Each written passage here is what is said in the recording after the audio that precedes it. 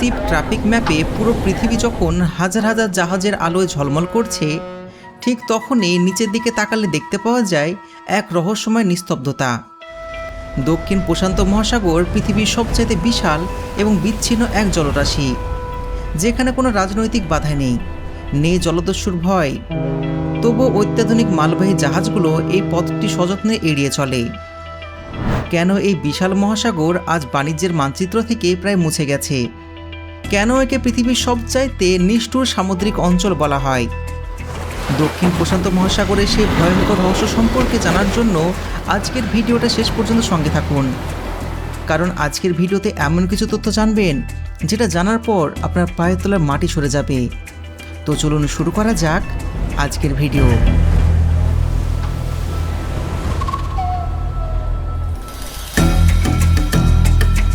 ধরুন আপনার সামনে সারা বিশ্বের লাইভ শিপ ট্রাফিক ম্যাপ খোলা আছে, যেখানে উত্তরে প্রশান্ত মহাসাগর, আটলান্টিক মহাসাগর, ইউরোপ, এশিয়া এবং আমেরিকার মধ্যবর্তী সমুদ্রের হাজার হাজার উজ্জ্বল বিন্দু বা ডট দেখা যাচ্ছে। আর প্রতিটি জাহাজের নিজের সঙ্গে তেল, খাবার, ইলেকট্রনিক্স, ওষুধ এবং পুরো বিশ্বের অর্থনৈতিক ভার নিয়ে এগিয়ে চলছে। কিন্তু আপনার নজর যখনই মানচিত্রের একদম নিচের অংশের দিকে যাবে, হঠাৎ করে এই কর্মব্যস্ততা একবারে নিঃশব্দে রূপ নেবে। সেখানে আছে বিশাল দক্ষিণে প্রশান্ত মহাসাগর, পৃথিবীর সবচেয়ে বিশাল, উন্মুক্ত এবং মানবহীন বিচ্ছিন্ন মহাসাগরীয় অঞ্চল। আশ্চর্যের বিষয় হলো, এত বড় একটা মহাসাগরের জাহাজের উপস্থিতি প্রায় নেই বললেই চলে।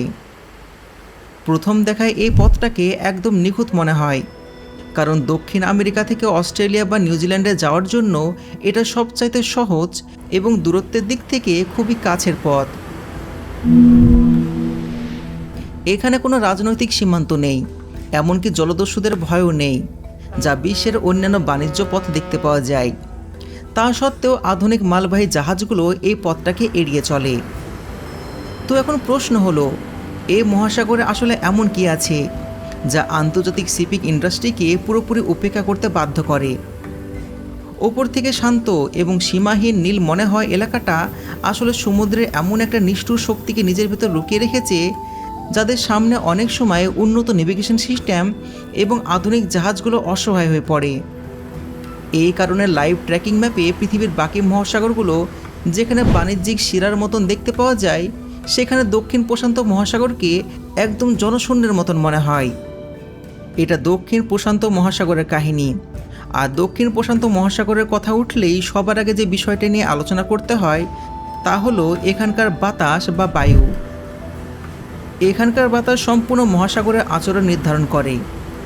40 থেকে 50 ডিগ্রি দক্ষিণ অংশের মধ্যবর্তী অঞ্চলটা গর্জনশীল 40 এবং ক্ষিপ্ত 50 নামে পরিচিত।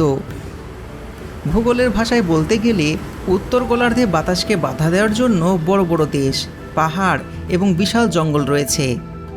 কিন্তু 40 ডিগ্রি দক্ষিণ অংশের নিচে পুরো পৃথিবী যেন কেবল জলরাশিতে পরিণত হয়েছে। এখানে কোনো বিশাল ভূখণ্ড, পাহাড়, পর্বত কিছু নেই। বাতাসের গতি কমানোর মতন কোনো বাধা নেই, যার ফলে এখানকার বাতাস কোনো বাধা ছাড়াই পুরো পৃথিবীতে চক্কর দিতে পারে।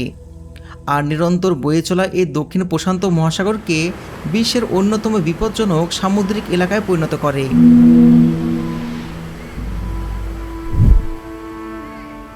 এখানে বাতাসের গতিবেগ ঘন্টায় 55 থেকে 90 কিলোমিটার থাকে এবং ঝড়ের সময় তা ঘন্টায় 110 কিলোমিটার ছাড়িয়ে যায়। সবচাইতে ভয়ের ব্যাপার হলো, এখানে প্রচণ্ড বাতাস কোনো অস্বাভাবিক ঘটনা নয়, বরং এটা এখানকার স্বাভাবিক অবস্থা। খোলা সমুদ্রে যখন এই বিশাল বিধ্বংসী বাতাস একটানা বইতে থাকে, তখন তার সাথে জন্ম নেয় দানবীয় ঢেউ। এখানকার ঢেউয়ের গড় উচ্চতা হয় 5 থেকে 6 মিটার। ঝড়ের সময় এটা 10 থেকে 15 মিটার পর্যন্ত পৌঁছে যায় এবং চরম অবস্থায় 30 মিটার উঁচু পর্যন্ত ঢেউ দেখা গেছে। একবার ভাবুন, এত বিশাল ঢেউয়ে জাহাজ কিভাবে চলাফেরা করবে? অন্যান্য মহাসাগরের জাহাজগুলো ঢেউয়ের ঝাপটার মাঝখানেও কিছুটা সামলে নিতে পারে, কিন্তু এখানে দিনের পর দিন ঢেউ চারিপাশ থেকে জাহাজগুলোকে একটানা আক্রমণ করতে থাকে। এই পরিস্থিতিতে জাহাজের স্টিল টিকে গেলেও জাহাজের মধ্যে কর্মরত ক্রু মেম্বাররা মানসিকভাবে এবং শারীরিকভাবে ভেঙে পড়ে। সেই জন্য এখানে আসল চ্যালেঞ্জ জাহাজের স্ট্রেংথ বা শক্তি নয়, বরং মানুষের সহ্য ক্ষমতা। আপনারা হয়তো ভাবছেন যে এখনকার আধুনিক জাহাজ তো স্টিল দিয়ে তৈরি, সেখানে স্যাটেলাইট নেভিগেশন রয়েছে, আবহাওয়ার পূর্বাভাস আগে থেকে পাওয়া যায়। তাহলে ভয়টা কিসের? প্রযুক্তি নয়, বরং বিচ্ছিন্নতা হলো এই জায়গার প্রধান সমস্যা। কারণ জাহাজে ছোটখাটো কোনো এমার্জেন্সি দেখা দিলেও পরিস্থিতি মুহূর্তের মধ্যে ভয়ঙ্কর হয়ে ওঠে। দক্ষিণ প্রশান্ত মহাসাগরের আশেপাশে কোনো বন্দর নেই, রেস্কিউ হেলিকপ্টারের রেঞ্জ এখানে পৌঁছায় না, এবং কোস্টগার্ডও হাজার হাজার কিলোমিটার দূরে আছে। এখানে যদি কোনো দুর্ঘটনা ঘটে থাকে তাহলে আপনার এবং সাহায্যের মাঝখানে শুধুমাত্র অন্তহীন সমুদ্র ছাড়া আর কিছুই থাকবে না।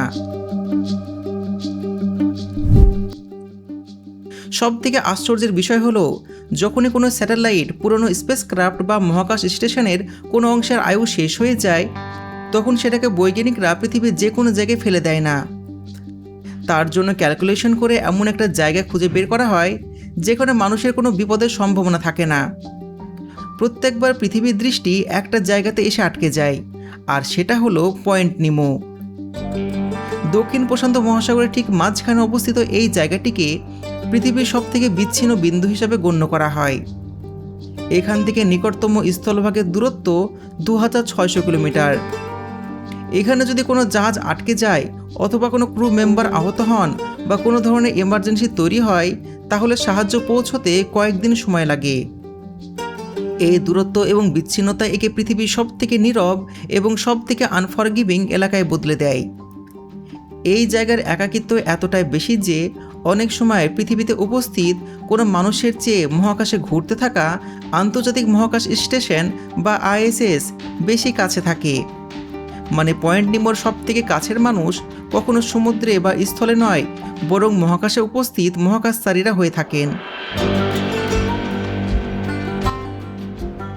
তাই পুরনো স্যাটেলাইট এবং স্পেসক্রাফটের অংশগুলোকে বেশিরভাগ সময় এই এলাকাতেই ফেলা হয়। সেই জন্য একে স্পেসশিপ সিমেট্রিক বা মহাকাশযানের কবরস্থান বলা হয়। যখনই কোনো স্যাটেলাইটের পুরাতন মডিউল বা ডিকমিশন স্পেসক্রাফট নিজের সার্ভিস সম্পূর্ণ করে ফেলে, তখন তাকে ইচ্ছাকৃতভাবে এই এলাকার দিকে পাঠানো হয়, যাতে তার কোনো ধ্বংসস্তূপ কোনো শহর, জাহাজ কিংবা জনবসতিপূর্ণ এলাকায় না পড়ে।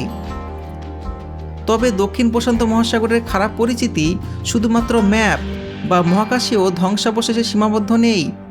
এখানে এমন অনেক সামুদ্রিক দুর্ঘটনা ঘটেছে যা নাবিকদের মনে এই মহাসাগর সম্পর্কে ভয় আরও গভীর করে দিয়েছে। 2002 সালে একটা বড় জাহাজ দক্ষিণ প্রশান্ত মহাসাগরের এই বিপজ্জনক পথ পাড়ি দিচ্ছিল। খারাপ আবহাওয়া এবং একটানা দানবীয় ঢেউয়ের আঘাতে জাহাজটার ব্যালেন্স সিস্টেম ক্ষতিগ্রস্ত হয়ে যায়। জাহাজের ভিতরে জাইরোস্কোপ পুরোপুরি খারাপ হয়ে যায়। এরপর যখনই এতে ফাটল ধরে বা এটি বিকল হতে শুরু করে, জাহাজটা ঢেউয়ের সামনে প্রায় অসহায় হয়ে পড়ে। এই ক্ষেত্রে সেটাই হয়, ভারসাম্য বিগড়ে যাওয়ায় জাহাজটা সমুদ্রের গভীরে তলিয়ে যায়। যদিও বিপদ সংকেত পাঠানো হয়েছিল, কিন্তু দক্ষিণ প্রশান্ত মহাসাগর আবারও সে প্রমাণটা করল, যার জন্য সে কুখ্যাত।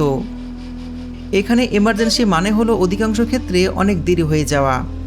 সেই সময় ঝড় এতটাই তীব্র ছিল যে রেস্কিউ হেলিকপ্টার উঠতেই পারত না। কাছে কোনো বন্দরও ছিল না, সামনে কোনো জাহাজও ছিল না, এবং কোস্টগার্ড এতটাই দূরে ছিল যে সময় মতন পৌঁছানো অসম্ভব ছিল। দক্ষিণ প্রশান্ত মহাসাগরের সবচেয়ে বড় সমস্যা হলো এখানে কোনো বড় শিপিং হাব নেই, এমনকি ট্রান্সশিপিং পোর্ট কিংবা সাপ্লাই চেন কিছুই নেই। আপনারা হয়তো ভাবছেন যে এত বড় মহাসাগরে নিশ্চয়ই বড় কোনো ফিশিং ইন্ডাস্ট্রি অ্যাক্টিভ আছে, কিন্তু আশ্চর্যের বিষয় হলো দক্ষিণ প্রশান্ত মহাসাগরের বিশাল একটা অংশকে পৃথিবীর বৃহত্তম সামুদ্রিক মরুভূমি বলা হয়। এটা দেখতে যতটা সুন্দর, এর ভেতরে প্রাণের অস্তিত্ব ঠিক ততটাই কম। এর প্রধান কারণ হলো এখানে সমুদ্রের গভীর থেকে ঠান্ডা এবং পুষ্টিগুণ সম্পূর্ণ জল উপরে আসতে পারে না, যার ফলে সামুদ্রিক জীব এবং প্ল্যান্ট জন্মাতে পারে না।